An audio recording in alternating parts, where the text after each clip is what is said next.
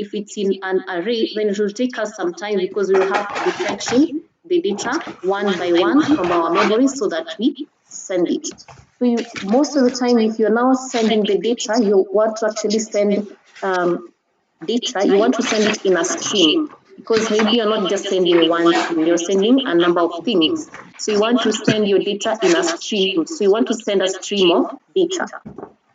So to allow you to send a stream of data, then you will want such that the data is in a format that can be sent as a stream. So we have different technologies that have assisted us be able to format our data into a stream. So one of the technologies is now the XML. So with XML, we can format our data such that it now becomes a stream of data, and now we can easily send our data from one particular point to another. Another way of making it easy for us to exchange data, I think there is JSON. I'm sure a number of you have actually tried out JSON. So JSON is also another way of sending a stream of data. So we are converting our particular data into a format that we can easily send from one point to another as a stream of data. Now we have talked about web services. One of the things that you want to do is be able to fetch and most of the time be able to exchange their data. So you want to send it in an easy format, a format that can send a stream of data, and that's where the XML comes in. So with our particular data, which is in whichever format, we want to convert our data into an XML format. Since in an XML format, we can easily pass it as a stream of data. Apart from XML and JSON, there are also other ways to be able to send our data as a stream of data. So the XML and JSON are just the most common ones. Do we know of any other formats that we can use to send a stream of data? Any other? So if we know more, we can add to the chat so that at least we can learn from others. I'm seeing these. So there is GSON. Okay, I've not interacted with that. Just know JSON. So I can see there's also a G. So I don't know if it's an error or it's the one with a G. Any other? So any other? So Jaden is talking about RPC primitives. Any other? There is also the one that starts with a Y.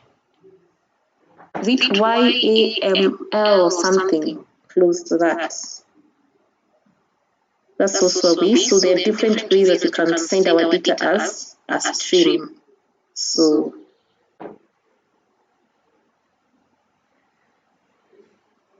in the web, oh yeah. So someone has confirmed it. Yes, it's that one.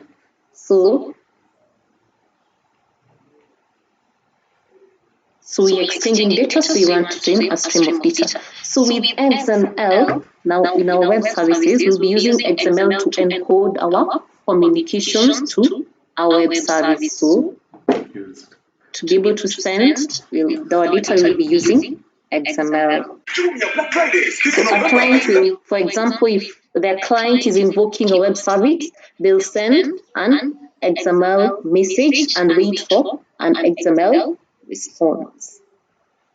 So as all communication is in XML, we find that web services are not tied to any one operating system or any programming language. So if you've written it in Java, it can talk to any other programming language. So maybe if you want a Java to talk to a PAL, they can communicate. So with whichever programming language that you have written your application, your web services can still communicate.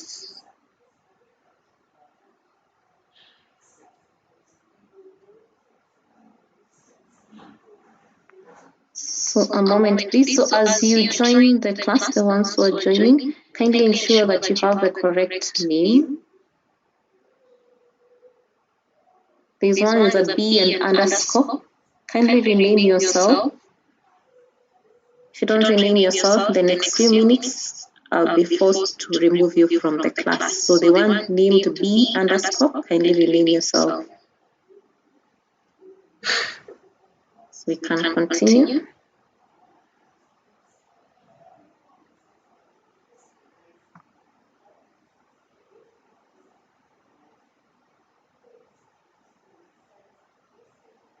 So we have talked about with a web service. So another thing that you can say, one, it will be available over the internet or intranet, because we want such that other applications are able to access our particular method. So with whatever you have already written, you want us that other applications are able to access our services and use our services. So with the web service, you'll also be using the XML. It's not tied to any operating system or programming language. Then you're going to see that XML is self-describing. So with what is written in XML, you'll find that it's self-describing, such that it describes everything. So for example, if it's a name, it has described what it's holding. Then we also want such that a service should be discoverable. So you want such that other applications can be able to discover our service so that they can use our service.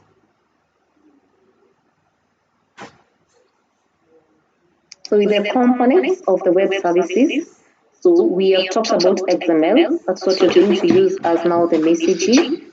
Then apart from XML, with the transport, because now we have to send our data, we are looking at web application. If it's a web application, one of the transport protocols, so the transportation, we can use HTTP to send our data. So to able to exchange information, we can use HTTP protocol. So then XML, with XML, we're also going to have the SOAP protocol, Simple Object Access Protocol. So XML will be in SOAP. Then SOAP will be sent using the HTTP protocol. So the request and the response. Then you're going to also have the UDDI for description and discovery of our services. Then you're also going to have the web service description language.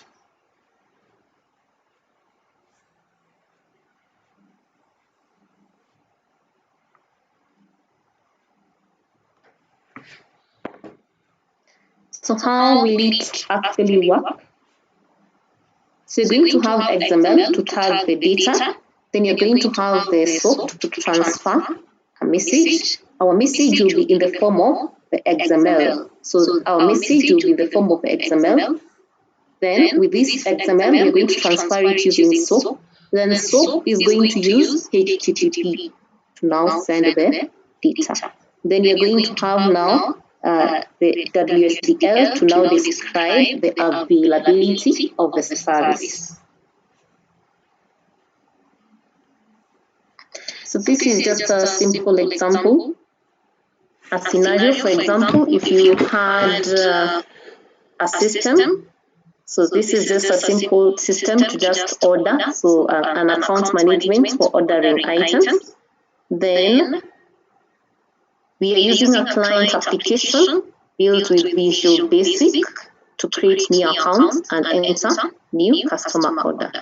See, that is on the client side, we have Visual Basic. Then on the processing logic side, so on the logic side, we have written it using Java that resides on a Solaris machine, which also interacts with the database to store information. So that's a scenario. So with that particular scenario, we will have the client program. So if now people are registering, because they're registering now through the client program, so on the client side, we will have the registration information being put as a SOAP message. So it will be formatted as an XML, then placed or sent now as a SOAP message. Then the SOAP message will be sent to the web service as the body of a HTTP post request. So because you see that One, we are going to have the XML, so the XML structure. Then with the XML, we are now going to put it as now a SOAP. Then with the SOAP message, we now send it as a HTTP post. So it's going to be in the body of the HTTP request. Then once it reaches on the end, this web service will unpack the particular SOAP request, then convert it into a command that the other application can understand. Remember, we have said that with these applications, they have been written in different programming languages. So with the different programming languages, then we want such that a standard format whereby all the programming languages can understand. So you'll be unpacking, then once we unpack the application, the information that is required is now, so we respond with the information that is required. Then once a response is sent, the response is also packaged and sent back as another HTTP. So we package it back. So of course now we'll be streaming the data using XML. So we are going to stream our data using as an XML message. Then you're going to use SOAP for sending as a message, and it will be on a HTTP. Then at the end, we unpack the message. So there will be a few benefits of now having the web services. So one, we can expose now the existing function on a network. Remember, we want to have a particular function, then with this particular function, any other application that needs to use this particular function can easily access the function and just use it. So one benefit is that we can now expose a function easily on the particular network. So to be able to do that, we will be having our HTTP. So it can be remotely invoked using the HTTP.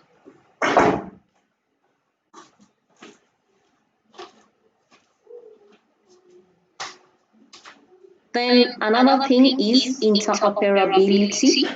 So that's a benefit of our web services. So with interoperability, we'll find that different types of applications are now able to talk to each other.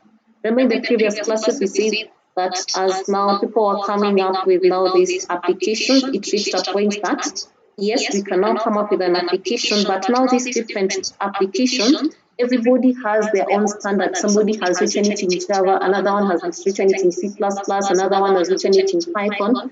Then there was now the thing is of how can now all these applications communicate? Because instead of, if now I want to use a particular functionality, I have to rewrite all the code to another programming language. To be able to avoid that, that's where we now had our web services. So a benefit of the web services is now the interoperability. One of the things in interoperability is that the various applications can now share data and services. Then, of course, now with the web services, it is now platform and technology independent. So it is more of now independence. And that's where the concept of now it's now loosely coupled. So it's independent and also about loose coupling.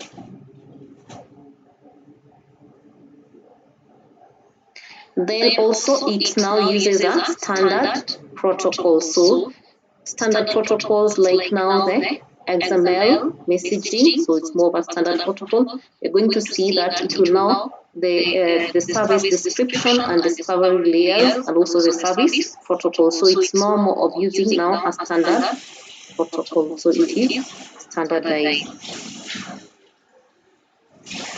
Also, there will be low cost of communication because now we can now use our existing communication using the HTTP protocol. Because you see, our SOAP will be running over the HTTP protocol. Okay, besides that, we can also, besides HTTP, we can also use other transport mechanisms like FTP, file transfer protocol. Then, of course, we can now easily reuse our services. You just need to write your service once, then every other application can use the particular service. So it becomes easier. Characteristics 1, we have emphasized on this, it is XML based. So XML is now used as for data representation and data transportation layers. It is also loosely coupled because now you've talked about it is platform independent, it is technology independent. So it means that they do not depend on each other. So each of them is actually more of a stand alone. So if maybe you're changing something, you're making a change in one particular service, it will not affect other services because they are all independent.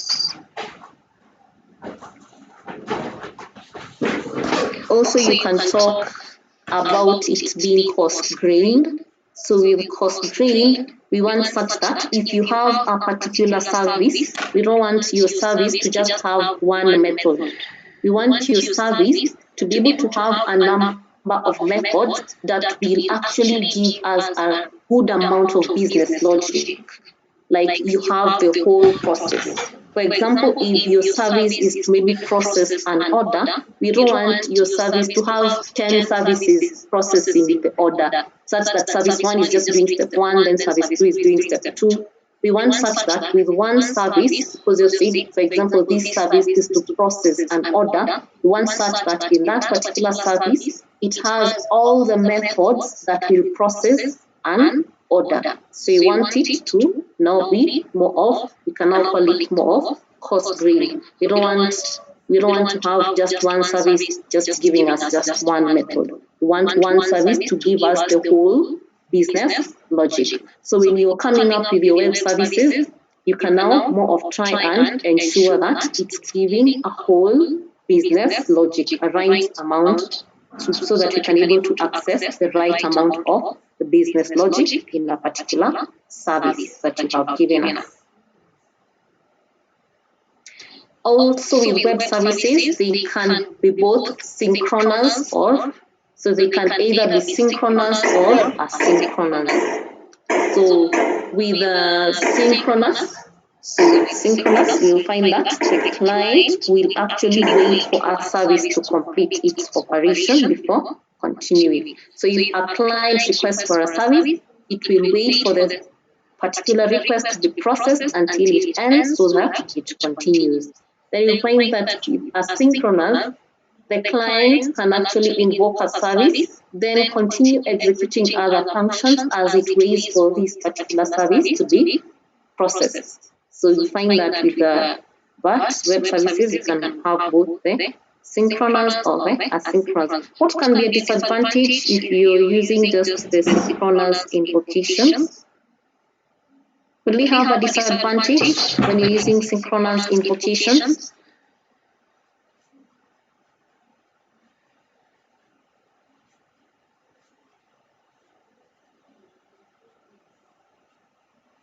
Any disadvantages we can have with synchronous invocations?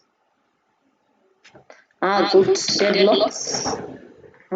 That can be one. So we can have deadlocks because you're talking about things waiting. So whenever something is waiting, there is a high possibility of a deadlock. Very good. Slowing down of the web system. So it will actually slow down because now things are waiting. They cannot do anything else until one is done. Service time wastage and deadlocks, that's very good. So you're going to have more of time wasted, hence slowing down the web system. So that's good.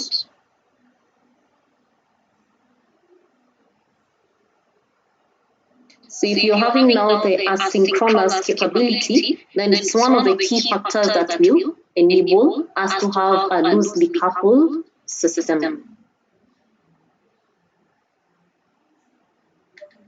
Then if you're talking about web services, it will also support document exchange. because we've talked about XML having a generic way of representing data. So if it's a generic way of representing data, then also transporting the data or document is now simple, because the first thing we have talked about is we want to be able to transport a stream of data. We want to be able to, if you want to be able to transport a stream of data, then if we have a particular way of easily transporting it, which is now platform independent, then it's very easy to now exchange documents.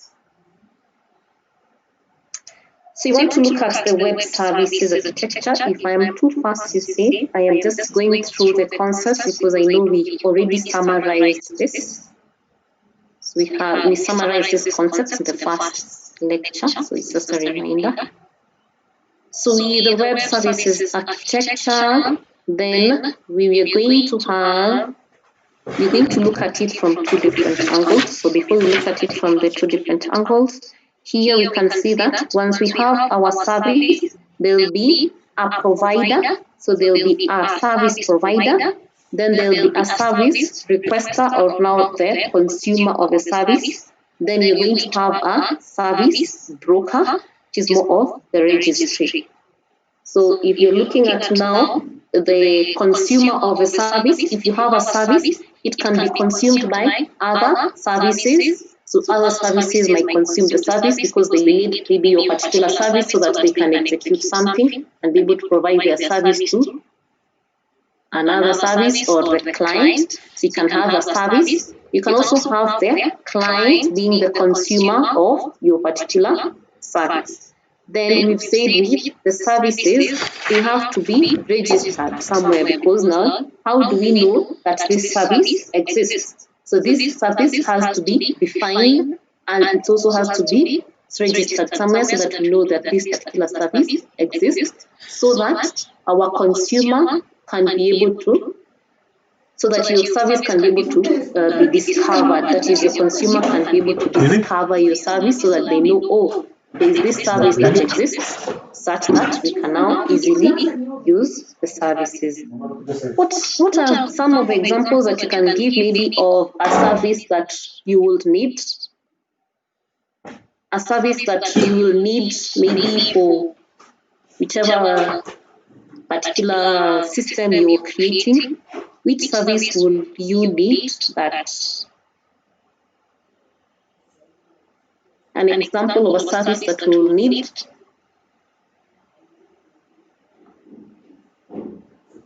Can give any examples? Any other type of system? Authentication. We might want to authenticate. Might want to store. Request service. API request service. Mailing services. So you might want, let's have a common one, like now the mailing service. So if you want to have maybe the mailing service, you want to add it to the particular software that you are actually coming up with, then you will need to now be able to access that particular, because it's something that has already been created. So you will just want to be able to access it. Another common one is now the payment service. So with the payment service, also in your system, you want people to pay. So if you want people to pay, then you need to access that. You're not going to create your own M-Pesa, for example. You don't want to come up with another M-Pesa thing. If you just need a payment service and maybe you just need M-Pesa, then you will now want to be able to access that particular service. So then you will need to be able to know how to access the service, and that service also, they will also need to define for you how to be able to access that particular service so that you can include it in your particular program that you are developing. So those are just the common services that you can have.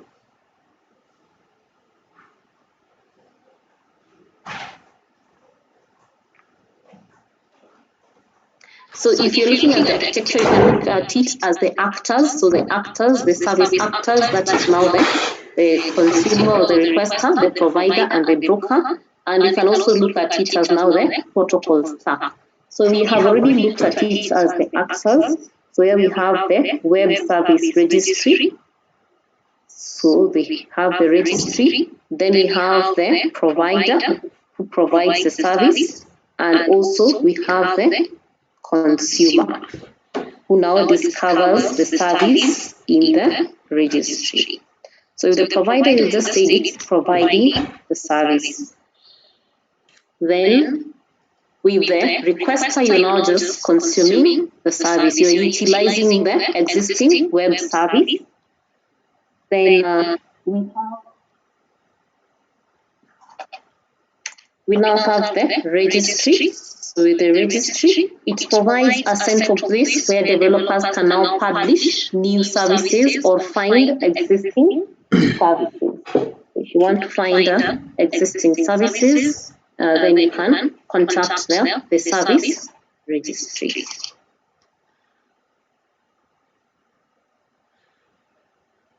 Then apart from looking at it as now the actors, that is the registry, the consumer, and the provider, we can now look at it as the protocol stack, which we have seen the layers. So you can have now the service transport, so transporting the messages. So you're going to use the HTTP protocol to send the message. Of course, there are others that we can use. So there is, you can also use SMTP, FTP, etc. So currently, but now for us, we now use the HTTP. We're looking at the web applications. We're going to specifically and use the HTTP, but it depends on also what you're sending. Then also with the messaging, we have now talked about the messaging. We can have different formats to encode messages that we're going to use. So as we're using the XML.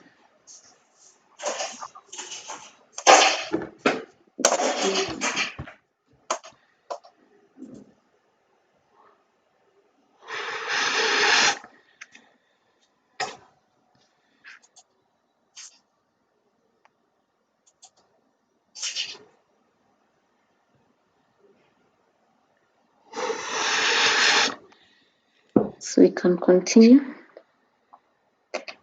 Then, of course, also now we need the service description, because you've seen if you have a service, it needs to be described.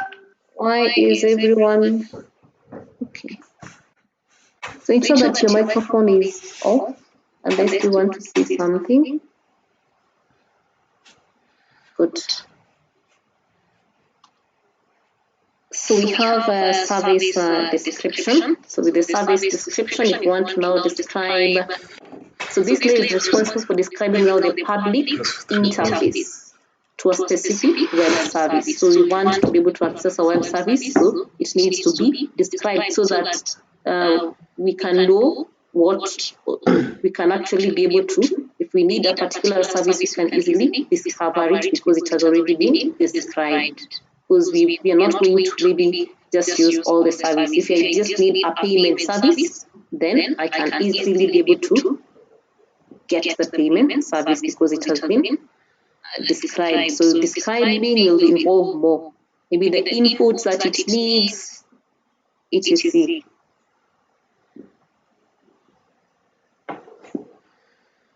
Then there is also the service discovery. So with the service discovery, the services are in a common registry. So we can be able to easily publish. So once the services are published, they can easily be discovered. So currently, service discovery is usually handled by the UDD, the Universal Description Discovery and Integration.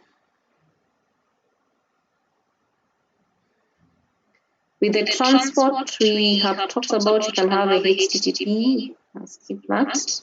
There is also another service transport which has been proposed by the Internet Engineering Task Force framework for building new protocols. So that one we can also consider it.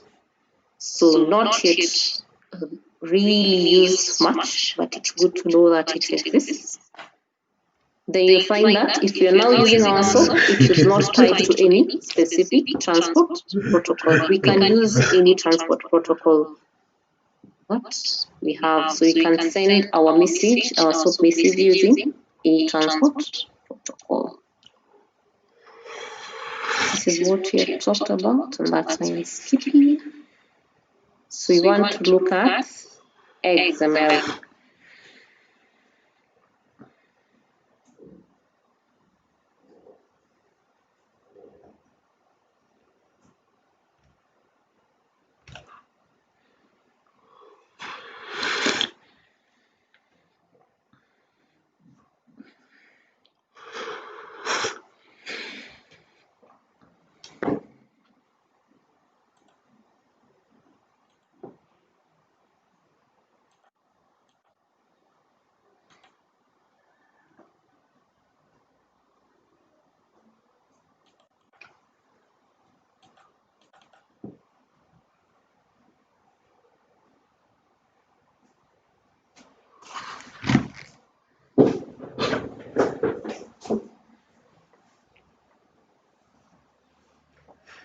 So we have been talking about XML. You've said that this is one of the things that we can use. Of course, there are other things that can be used to send a stream of data. We have talked about that. So with XML, which is Extensible Markup Language, so it's a tool for defining. So it's more of can define languages. You can define the data. So it's easy to read and out describing. So you're going to see why you're talking about it being self-describing. So it also has layers. So it's more of like now the parse tree. So the parse tree is embedded in the document. So it has layers. It's really similar to HTML. So when you look at it, it's more of similar to HTML. But now with XML, it's more of you are the one defining the tag. So it's user-defined tags. So you'll be the one defining the tags. Then the grammar for the language is usually referenced using DTD or the XML schema. So we are going to also look at how that happens. So DTD, document type definition. So with the document type definition, we now define our XML document such that it provides standard, that is, it checks with your definition, and then it can now check with what you've written. That's like if there are any errors, it can generate for you and tell you that these are the errors. So with XML, it's also easy for computers to actually process and exchange and be able to display the data. So it more of has a natural affinity with object serialization. We have already talked about serialization, which is just simply sending a stream of data. In our case, I'm sure you have encountered serialization in various points. Maybe in your advanced DB, you also had some serialization, etc. So these are just some of the terminologies. We're not going to look at all of them. These are just some of them. We see about namespaces, what we mean by namespaces. Then the structure, you're going to look at the XML schema and the document type definition.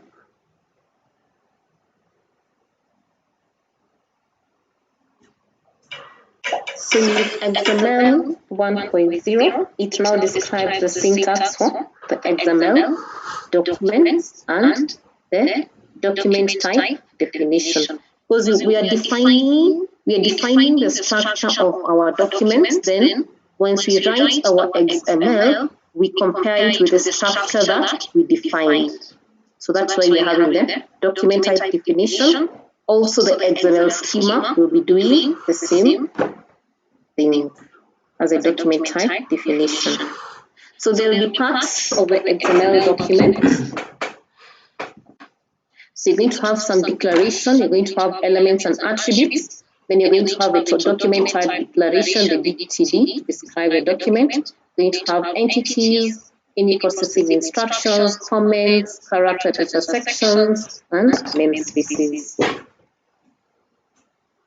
So if we are looking at an XML declaration, then with declaration, first of all, it will be placed at the start of the document. So it's simply to say that this is an XML document. Usually, most of the time, it's optional, but it's good because it now gives us more information about this particular document. Things like the version of the document, so which version, the character encoding of the particular document. So that's what you'll have. So you can see, like on the right side, we have version, it's 1.0. Then encoding, character encoding is that. Then this standalone computer, yes.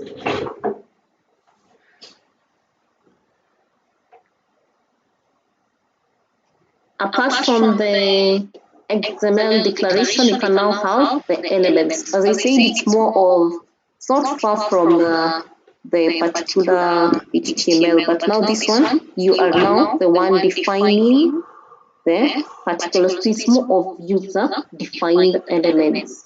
So you can have now your particular elements. You can have now like doc, now that's the major one, that's the outer one, so that's more of a parent. Then within the parent, we can now have more of the children, and these one now are siblings. So with the types, we can have different types, just the same whereby we had empty elements. So I can have maybe an empty element, like I have defined this a paragraph there. And so empty elements, remember empty elements, they will not have like paragraph, then closing paragraph. They are more of, they call self-closing. So you have the paragraph, it's an empty element. Can have mixed content. So with mixed content, for them, this is just simply an element within an element. So is the element, the text. Then within the text, I have bold. That's an element. Then I can have data content, that is an element with a data inside. And I can also just have an element content. So with an element, then it just has, this is an attribute. So name is equals to that, it's an attribute. So it doesn't have any data. So that's an attribute.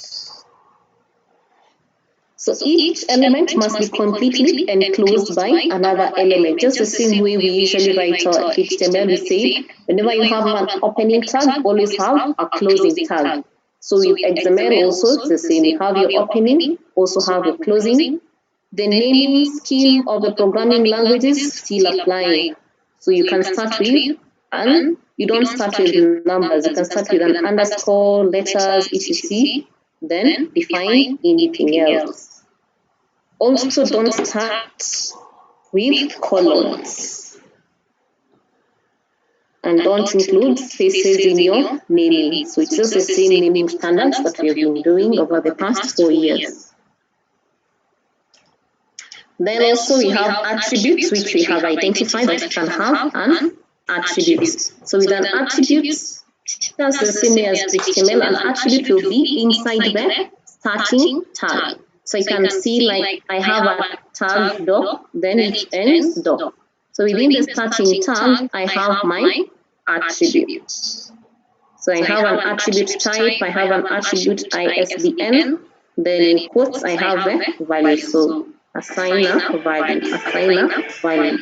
Then within this, I have now other elements. So within the doc, I have a title, author, character, chapter. Then within chapter, I have paragraph.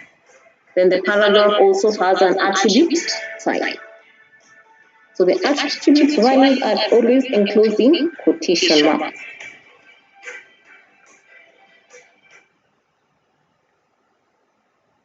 Apart from that, we're also going to see about these past data sections, and then there is now the character data sections. So the past data sections are now will be more of the data sections, that is the data that will be interpreted. then you're going to have the character data sections, that is the data that is not interpreted. So you can have things like comments, they're not interpreted, they're just there, they're more of just displayed. So you're going to see the example. If you're having a comment, you can also have. Where are you at? I have 436. Excuse. You can also have a comment within your exam. What? Let me take some water. So give me a few minutes. Come back.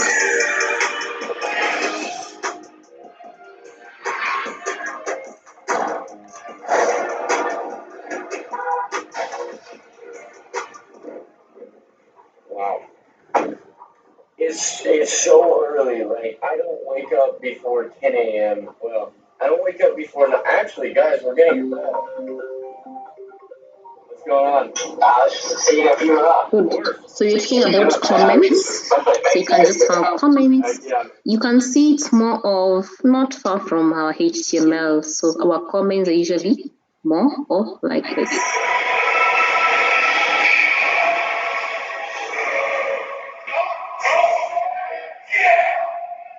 So if you're looking at a well-formed HTML XML, you have to at least have one element with at least one root element. So with the elements, you should have at least a root element. Always have a starting and a closing tag.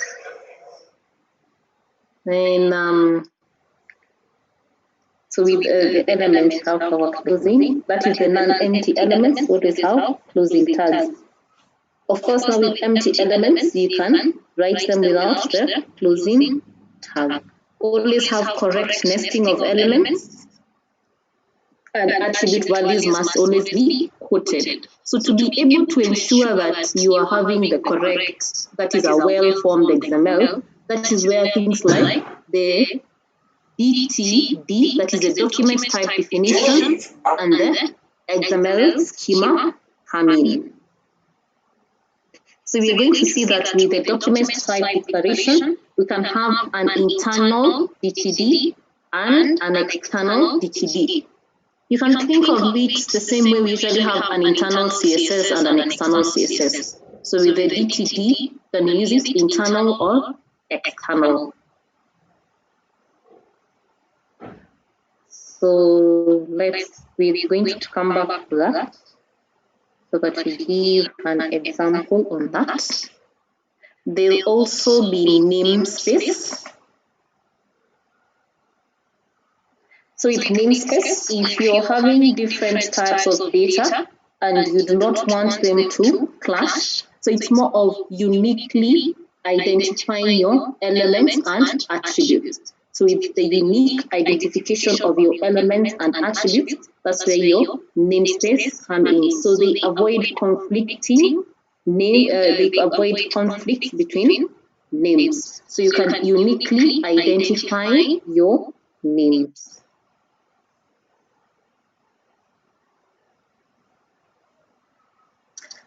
Let me connect. I think we can have a 5 minutes break so that we conclude the class. Is that okay? 5 minutes break.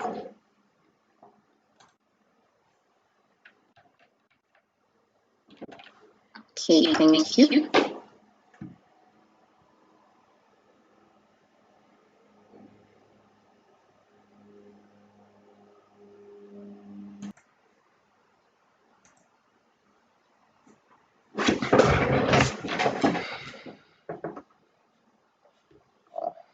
So you are talking about namespaces.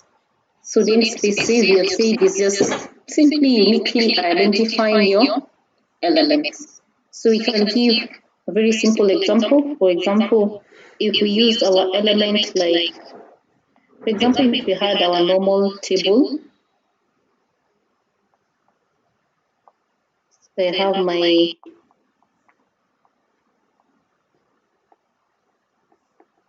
TR,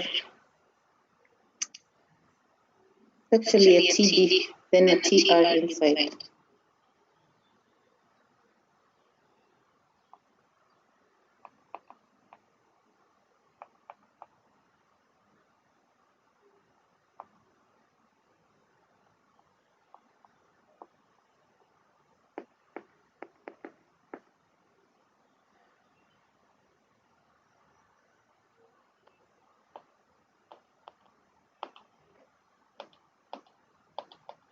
So if I had my table, then I also had another element that I've named table, but then with the inside I have different things. So I have maybe a name. Then I have, remember with the XML, we are the ones who are just describing, we are more of coming up with our elements. So we are more of the ones who are defining our elements.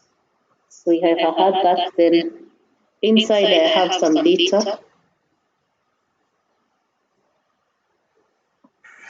Oh, TD. Wow. Thank you. So I have my width, so inside you have something, whatever you have put. So if I had such an example, then if I am using XML, then these two will conflict because I have two table elements. So I have table and another table, even though inside we have other different elements, but they are still table elements. So with that, I will now need to uniquely identify my table elements. So with the unique identification I can add the prefixes. Prefix. So adding prefix.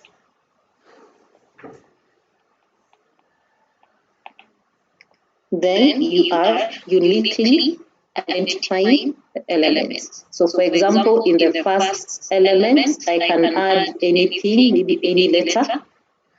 So if I'm adding a letter like H, then I'll put full colon, then I now say table. Then inside, I can now have H, then TR. So all my other elements, I'll have to start with the H, full column, then I continue. So within the TR, I have my TD. Then I can have now my Apples etc. Then I close.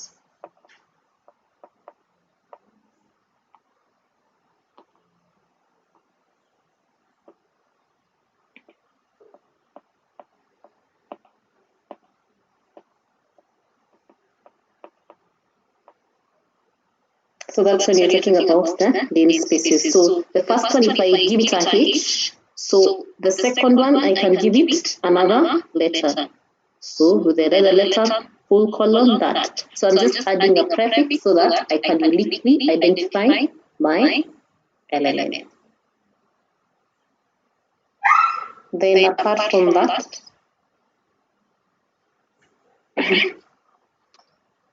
we have talked about the document type definition.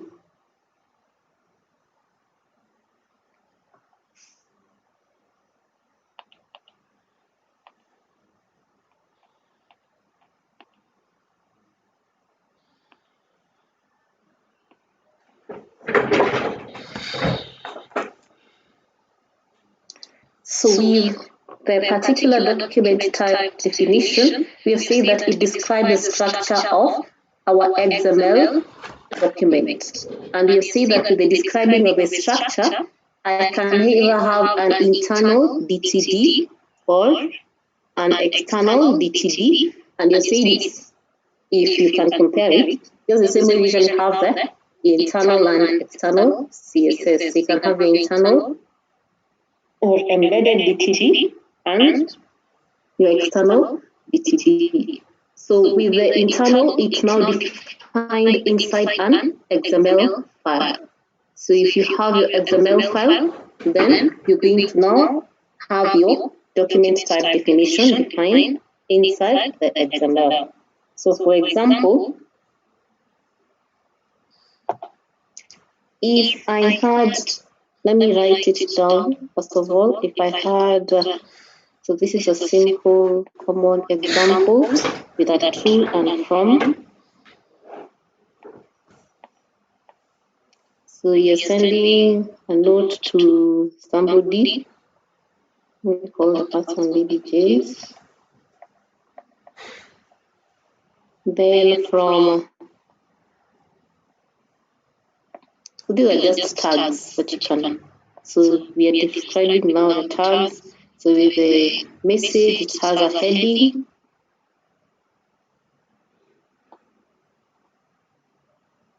So heading, maybe you talk about maybe a meeting.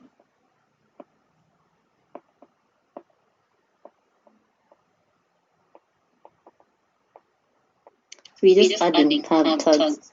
Then you can have your body, which maybe has the message, maybe the time.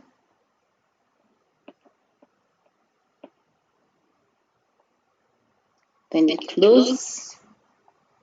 Then I can now close my notes. So if I have this one, so this is an XML. So if I have it, then I can be able to have a document type definition where I have actually defined my XML, because now we're looking at the internal one. So I'll now be defining, so it's an XML. So then we look at the version. So you said first thing is usually has a declaration. Then you can now see the document type.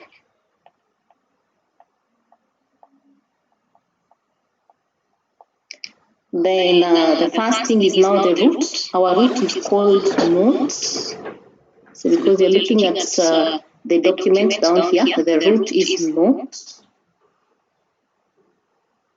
Then within note, we also now write what are the elements inside the root note. So I have the two elements. I have a from. I also have a heading, then the body. So it's more of I am just defining my XML. Then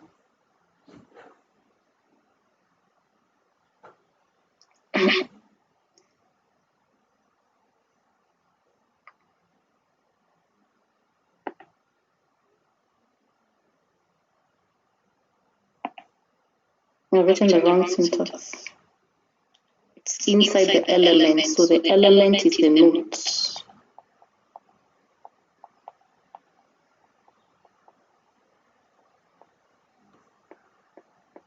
So the element note has to, from, and heading, and the body.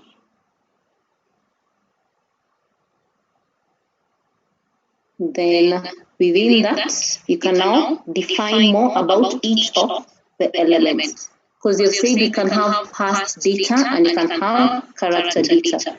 So if you're now going to send our data, then we can look at it as now it's going to be past. So for each element, I can now say element. There it's 2. So the first element is 2 and it's a PC data. Then I can have the other elements.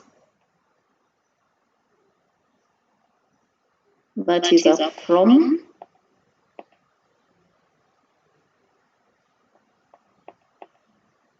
So it's a PC data.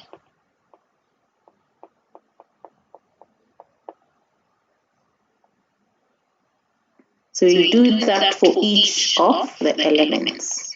So we are more of just defining or describing our XML.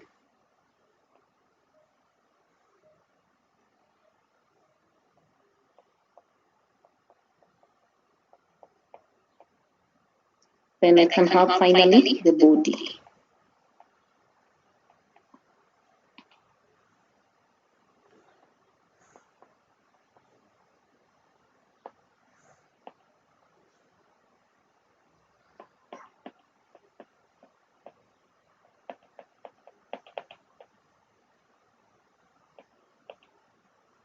Then, of course, now we close. So now that's an internal DTD. So it's a document type definition. So I am defining my document. So I have my XML. So I'm also defining my document such that my XML has to actually be in the format of what I have defined. So I can either use a DTD, a document type definition, and there is also an XML schema also. So the XML schema, it will also be used to define the particular document.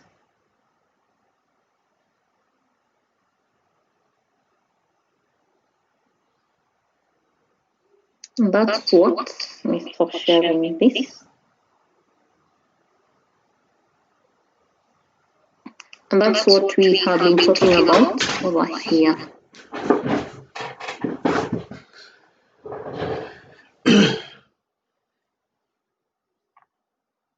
So with the namespace, this one's just the prefix that you can actually give to uniquely identify your particular elements. The other one has just been given another prefix to uniquely identify it.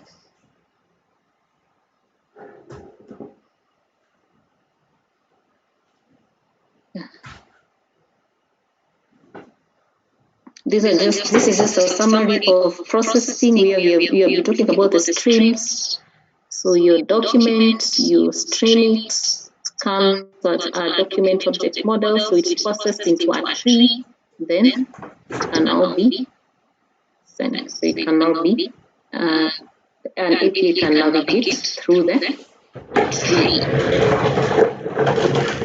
So you've talked about the document type definition. With the document type definition, you say it describes the structure or the model of XML documents, their elements, the attributes, etc. And is also used to validate an XML document. So you can define it as an internal or external. I've just looked at the internal. So if you can do it as an internal, then of course the external, it means that you have, for example, a pumping.dtd document. Then you also have your .xml document. Then you just need to be able to link the two, just the way we do with CSS. So you just link the two documents. So you have your definitions in one particular file, then you have your XML in another file. So this is just an example. I had now the an XML and a DTD. So with the DTD, it is just now more of defining the XML. Then apart from this, we can see there's some question marks and there's also some plus. So with this one, they're more of now the modifiers. So if you have your plus, then it says one or more occurrence. So you can have one or more occurrence. So it means that I can have one value or more values. Then if I have, what else do you have? A question mark, then it means that I can have 0 or 1 occurrence. I can either have no data or I can have just one value. Then you can have your star usually 0 or more occurrences of an element. So I can have 0 or more occurrences of an element. So like the title is a question mark, so it means I can have 0 or 1 occurrence of the title element. So those ones are just that. Anything else you've missed out?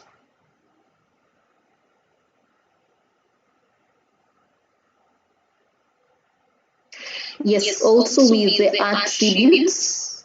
So we can see we have an attribute list. So with the attributes, we can have things like required attribute. So with required attribute, it's a compulsory, so it must be there. If we have implied, like here we can see implied. So with implied, it means that the attribute is not really required, it's optional. Because you see, it's, the other example we just looked at, the element. Apart from the elements, there is also an attribute, because you see our elements have attributes. So, like I have the person element with an attribute age. So here I'm saying the attribute age. We talked about PC data, the past data, and the character data, which is not past. So age will not be passed, that is, that data will not be passed, so it's a C data. Then we can now, with the particular attribute, it can maybe be required, it's a must, implied, it's optional, or you can have a fixed value for that particular attribute. So that's why we have that. So that's it on the DTD. So DTD is to describe. Apart from describing using a DTD, we have said we can also describe using now the XML schema. It's just an alternative to the DTD. So it's still used to describe our XML. So the difference is that with the XML schema, it will support both simple and complex data types. So it's going to look at it in terms of simple data types and complex data types. And the schemas are much more powerful than the DTDs. So if I'm looking at a simple data type, for example, we can start down here. I have my XML. So it has the tag first name and the closing. So we have closed the first name. So if I want to describe this in form of a DTD, it's an element, then you say element, then first name, then it's more of a past character data. So that's what it will be. If I am describing it in form of an XML schema, then it's going to now be the XSD, XML schema description, then element, the name of the element is first name, then we have talked about it also having types. So it's also going to define the type is a string. So with a simple type, it is the one which is not nested, so it does not have an element within an element, it's just a simple type. So it's going to have a type of data, at the same time, the name of the element. So this is how we describe it using an XML schema. Then if it's a complex type, so with a complex type, you can see, for example, name has also two more elements inside. So we have an example name, then there is the first name, then the last name. So it has two elements inside, so it's complex. If you're using a DTD to describe it, it will just be element, then name, then you say which other elements are inside the name. So first name and last name, you're done. But if you're looking at XML schema, so this one is a complex type, so it will define it as a complex type, then give the name, then within that, it will now have the sequence. So first one, you have the first name, then also the type is string, then you have the last name, then the type is string. Then it will now define that. So those are just the ways of. It's more of a simple overview of how XML. So how to define an XML. So it has not exhausted everything, but the basics to just introduce you to how an XML file can look like has been covered. So with that, we will have a simple assignment. I hope it's clear.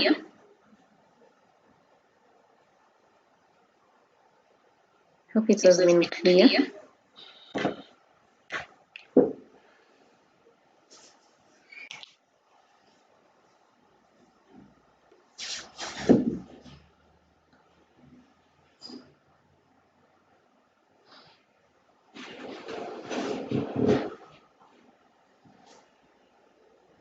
So with that, there's a simple assignment, assuming that I'm not alone.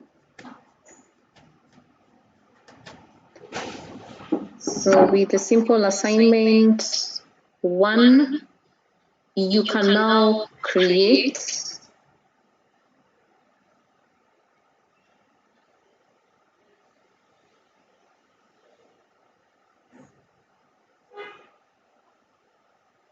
so you can just simply fetch data from your DB and represent it as an XML.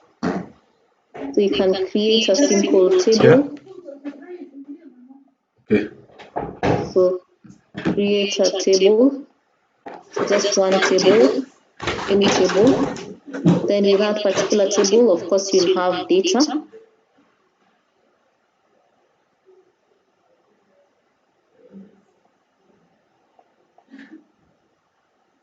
Then fetch the data and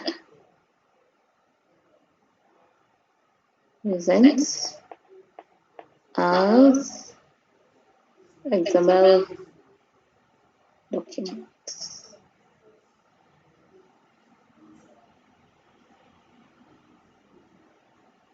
Then apart from that, you can have look at XML serialization and deserialization.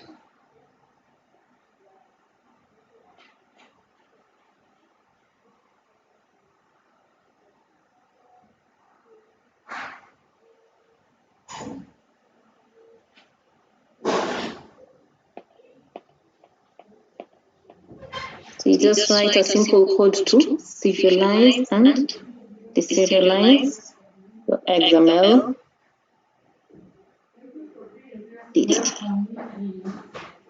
That's it. So that one, I'll put a link for you to submit before the next class.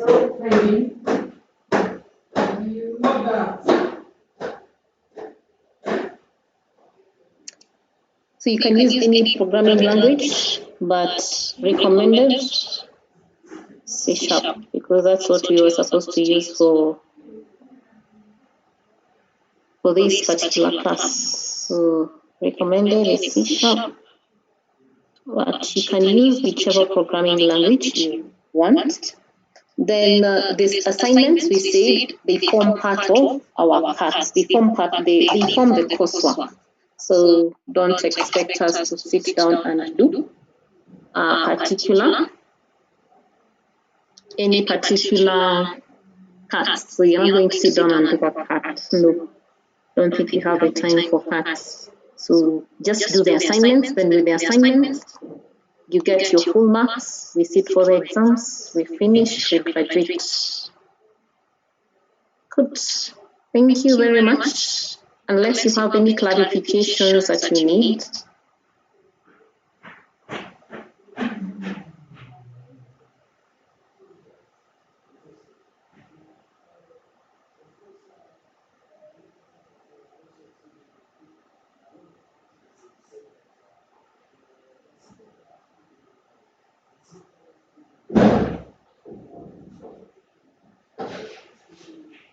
Any clarifications, any questions?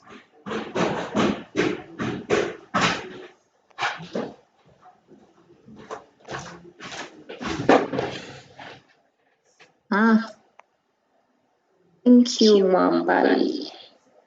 Thank you for the response. Thank you, Timothy. Thank you. So we'll see you in the next class. Thanks.